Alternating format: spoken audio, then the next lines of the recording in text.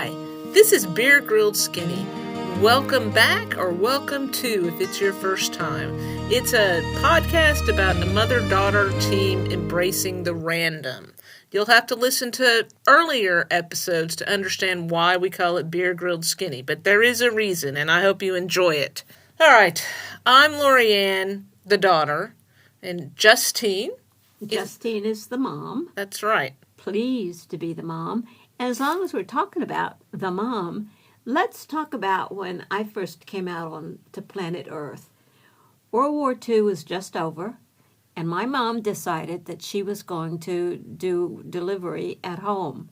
Now, our town was small, new hospital, small hospital, and Dr. Weems was willing to come to the house to do the delivery. By the way, Dr. Weems is dead, so it's okay for us to talk about him. Yeah, and he was a sweet man. He really was. Yeah, if you say so.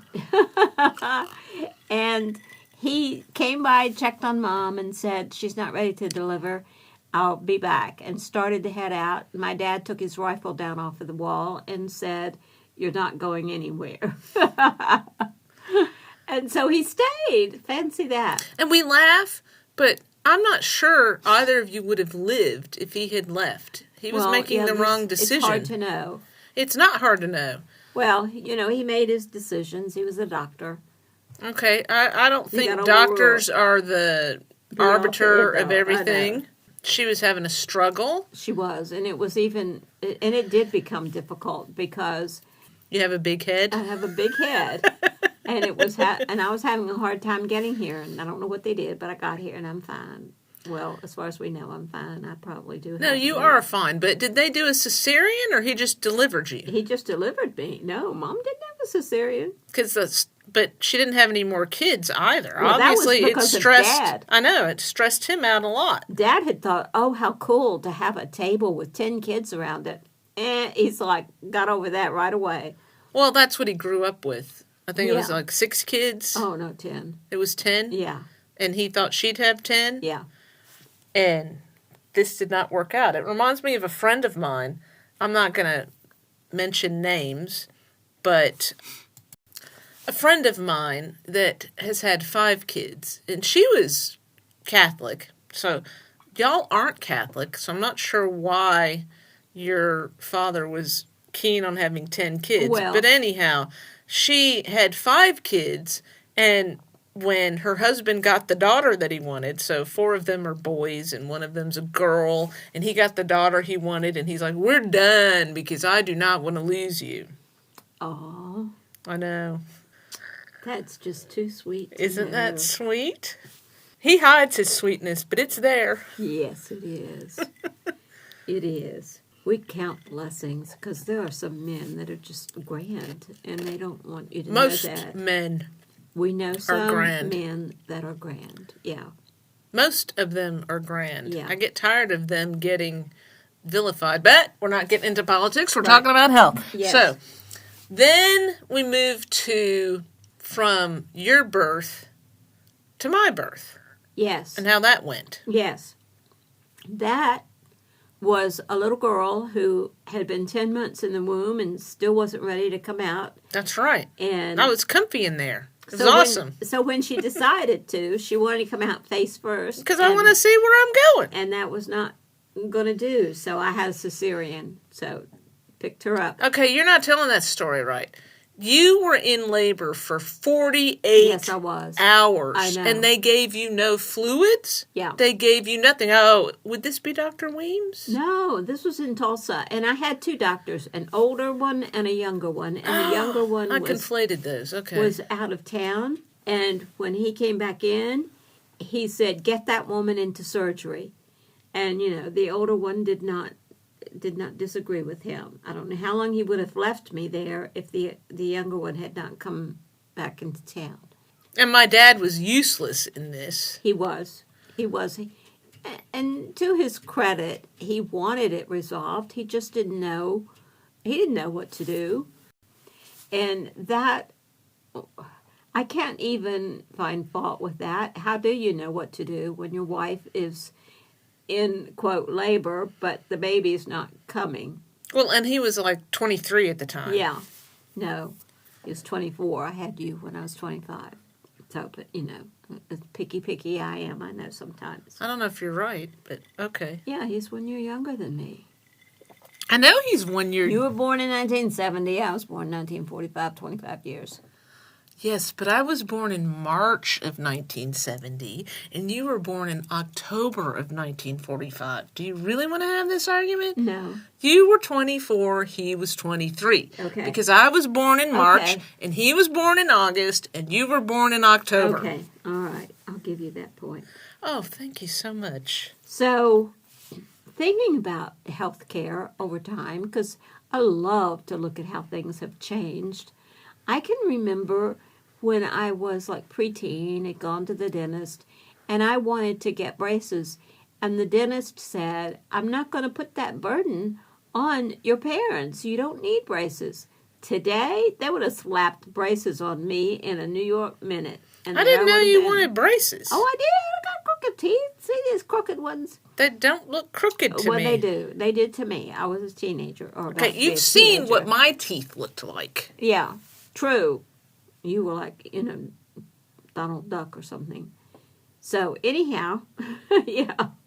I had buck teeth, y'all. I did not look like Donald Duck. I just had buck teeth with a space between my teeth, crooked bottom teeth, and the dentist decided that I needed braces. So talking about now versus then, you wanted them. I didn't even know they had braces back then. Yeah, they did. When did they get I braces? don't know. I haven't looked that up. Well, mine was in 1980 something, and And that was all of, your problem was the result of you refusing to like tuck your head and come on in the world. You was like, I'm going, I'm pushing, and it, did its thing to your face. Well, don't forget the thing where my whole head was deformed and a nurse That's what I'm saying. prayed over me and fixed it, but she didn't fix I didn't my know she teeth. prayed over you. How Yeah, sweet is that? Well, you did know because you're the one who told me. Oh, okay. She prayed over me and reshaped my head. We can all be very grateful that I am not brain damaged. And hush, I don't even want to hear it. I'm not brain damaged. We'll talk about that privately. That's right. So I look at this and I think about the differences because I have 80 years of seeing the differences, and I'm an advocate of always looking for the blessings. I did turn out all right. My face was just fine. And so now I think about, the profit and loss of insurance / healthcare. We didn't have insurance companies looking for profit until 1973, 3 years after you got here. And I look at that. Well, what were they looking for before that? Well, just to be able to have enough money to keep going and pay bills and such, not to pay a bonus to a CEO. Okay, so they were looking for profit, but not... They were basing the profit on most people won't need to use the insurance. Probably, but it was called nonprofit. Was it? And healthcare was called nonprofit. We were socialist on healthcare. That has changed in your lifetime, not before. We try to solve problems, you know that, and sometimes wrong decisions are made. And when you put a guy in charge of either a hospital or some pharmaceutical company or whoever's creating the equipment for the hospital, and you tell them they'll get a bonus if they increase the profit line by such and such an amount, they're going to figure out how to get that bonus. I'm not sure that's exactly what's going on here. They could get a bonus, but I think it might be the fact that we have shareholders involved in insurance. Yeah, going corporate is what brings in shareholders. No, going public is what brings in shareholders. Which is corporate. Well, I can form a corporation right now and have no shareholders. True. So it's not corporate, it's shareholders. Okay. I don't know how they do it down in Australia, but I can tell you that I love the way they do their medicine down there. Some people will disagree, but in general, they triage everyone instead of I don't know if y'all know what triage is, so I'll explain that. Triage is usually, here in the U.S., used when there's a disaster. And you go through all the people and see who can be helped and who can't be helped, and you tag them based on that. And in Australia, they've taken that to a new level where they triage every single patient. Thus, when I went to the doctor because I was having severe pain in my lower left abdomen, they did some tests on me. And they discovered that I had a heightened hormone that might indicate ovarian cancer, which took me right to the top of the list. And they took me in. I had the ovary removed. What actually happened was the ovary got a big cyst on it and then fell over. And that's really painful when that happens, just FYI. I did not have cancer, thankfully. They took me in, did the surgery. The most expensive aspect of it was the parking fee that my husband had to pay to visit me. Everything else was covered by taxes. So it can be done. It can be done. Yes. My sister-in-law had 2 children. The first child she had, she went through private insurance because they still have that down there. She got the exact same care with her second child when she had public. Mm-hmm. So that's interesting to me. Yeah. To me, too. And I think we could do it here, but I think it would have to be a federal thing. Yeah. And I don't really want to get into the mechanics of it.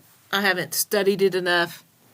I just think we're all getting screwed over by insurance companies and Big Pharma, because Big Pharma owns most of the insurance companies. Or maybe it's the other way around. But either way, they're all in bed together. Well, on the insurance, they can go into a community, a state, and say to an employer, here is what we are willing to pay, and here's what it will cost you for your employees. And then after that, they go into the healthcare facilities and strike a deal. And if you don't accept the deal, then you won't get coverage from that insurance company. And I'm saying this from experience, so I know this is what happens. Oh, we haven't ever told you guys about this, but my mom used to be a patient accounts manager in hospitals for, I think, roughly 20 years. Yeah, and then after that, I was an accountant in finance, and so I was right at the forefront of the problems the hospital has and how decisions are made, some of them not good. It was like none of the board members ever had to pay for health care in the hospital. They got free health care, and they had a suite offered to them. So, there's just that Corruption aspect of things? Well, I don't know if it's corruption. It's absolutely corruption. It's What else could you call it? I don't know. I'm having to pay a deductible right now for my husband who just had leg surgery that took less than 30 minutes, and it cost $3,000. There was no anesthesia involved. This was local, and they were just fixing up his varicose veins with super glue, and now the insurance paid over $2,000 and we have to pay over $1,000. It's ridiculous. So that might go back to what his argument was earlier about price gouging. I don't know. It's questionable how these decisions are made. Doctors used to be better off if they just held their own private practice. Now they're better off if they're an employee of a hospital. So, well, this has gone off the rails. Yes, it has gone off the rails. Let's get back to the subject of our various medical experiences. Let me go back to like when I was carrying you. This is just an interesting side note. When my parents came out to Tulsa to visit, and we went to this video production in a religious environment, and they were showing how in the Philippines, sometimes for Easter, they get real literal about putting thorns on somebody's head and they drag a cross through the village. And my mom slaps her hand over my eyes, saying, "She'll be marked. She'll be marked." Because there were No, actually, thorns? what I she thought said- there was a chicken somewhere No, there was involved in blood. this. And I'm Oh. sorry, she said the baby will be marked, because we didn't know then if were having a little girl or a little boy. That's right, y'all. It was 1970, and we didn't figure out what the gender was back then. And somehow I knew in my heart it was a girl, and so did your dad, because we only picked the girl's name. You know, there's some woo-woo for you, I guess. Or just luck. There is this thing called luck. I don't know, luck isn't reliable.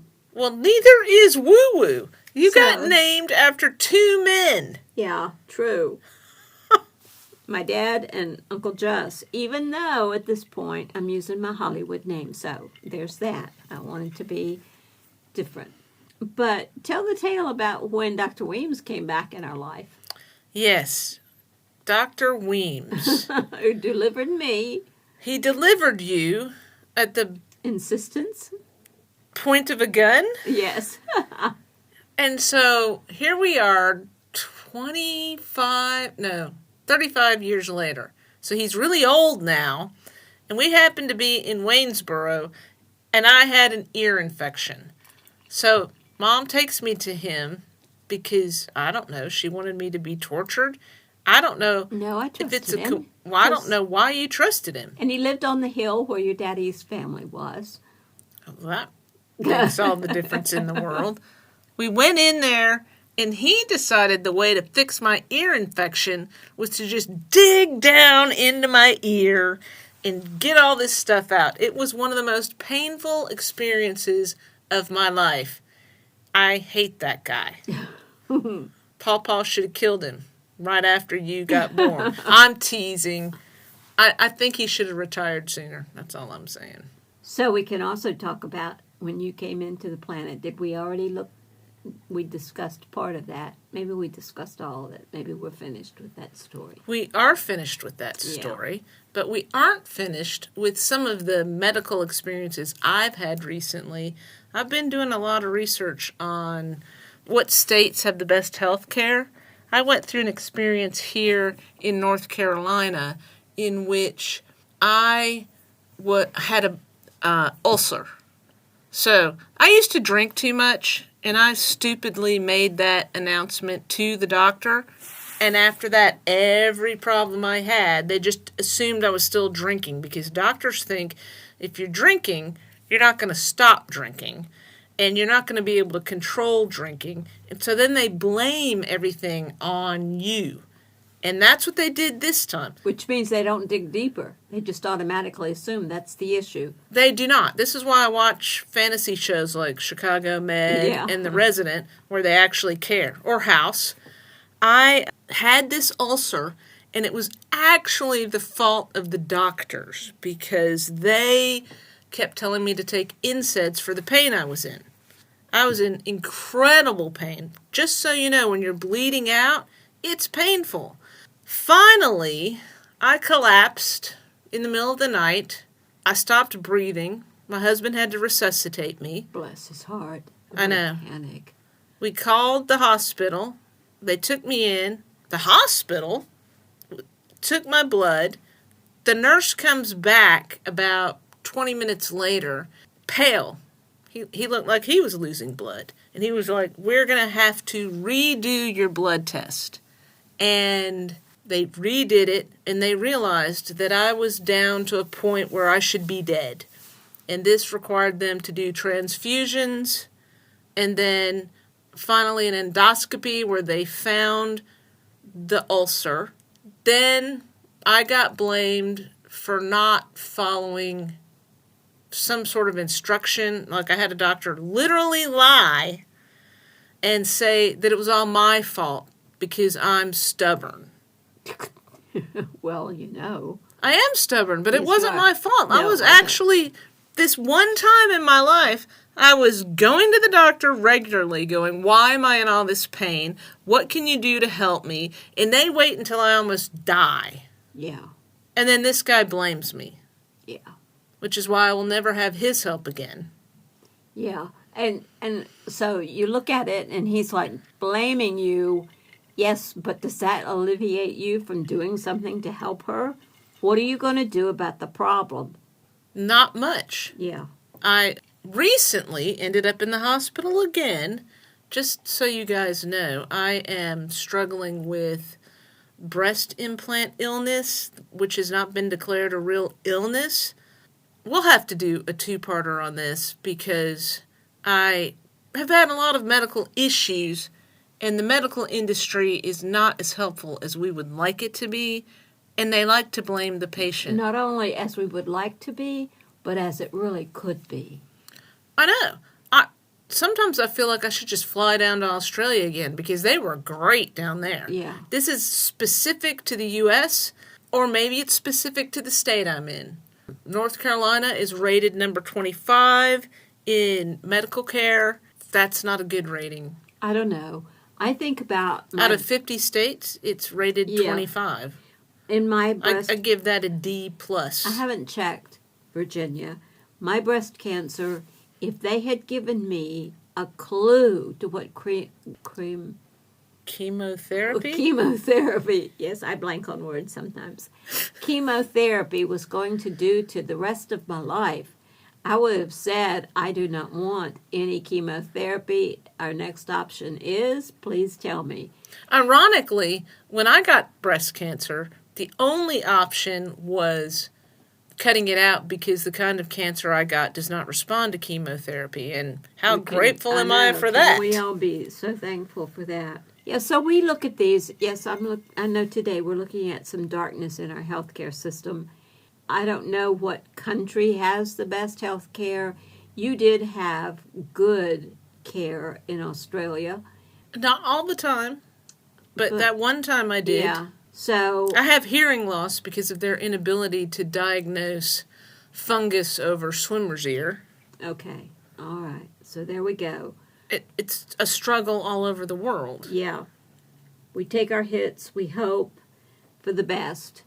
And sometimes we get the best. Sometimes we don't. And it's interesting that as I look over our history with doctors and hospitals, because I did have like a lot of experience on the finance side of hospitals, we look at what could be a really good opportunity for providing good health care, and then we look at what it's going to take to do that. I mean, when you have a piece of equipment that costs way too much, but you have to keep it for 5 years for it to depreciate out, and then you can get something new, and it's questionable if the new is worth the investment. And this is clearly going to be a series. We thought we could cover it in 20 minutes. We could not. We will circle back around to this. I'd be interested in what you guys have been through with medicine. Yes. And please feel free to tell us if we got it wrong. Oh, please tell us that. Or tell us if we got it right. Either one works. Yeah. Just tell us something. We need some comments, people. Thank you so much for joining us, and we will see you the next time. In every moment together, we conquer our fears, with dreams in our hearts and the world in our sight. We're beer grill skinny, ready